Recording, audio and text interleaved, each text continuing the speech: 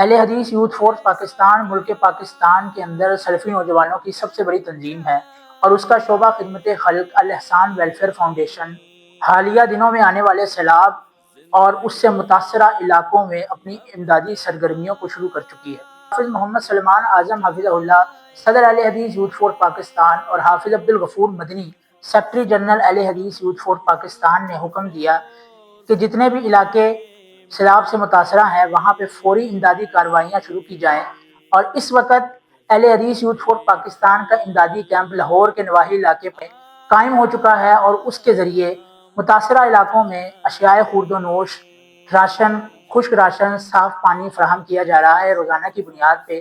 میری آپ تمام احباب سے گزارش ہے کہ اگر آپ چاہتے ہیں کہ آپ کا مال یا آپ ان لوگوں کے ساتھ کھڑے ہوں تو اہل احسان ویلفیئر فاؤنڈیشن اہل حدیث یوتھ فورس پاکستان کا پلیٹ فارم آپ کے لیے سب سے بہتر ہے اور آپ کے لیے حاضر ہے۔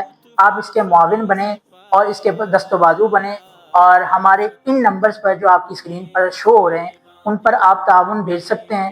ہماری اس ویب سائٹ کے ذریعے آپ تمام معلومات حاصل کر سکتے ہیں، اور ہمارے سوشل میڈیا پیجز کے اوپر آپ ہماری حالیہ کارکردگی کو دیکھ سکتے ہیں۔ جزاکم اللہ خیر۔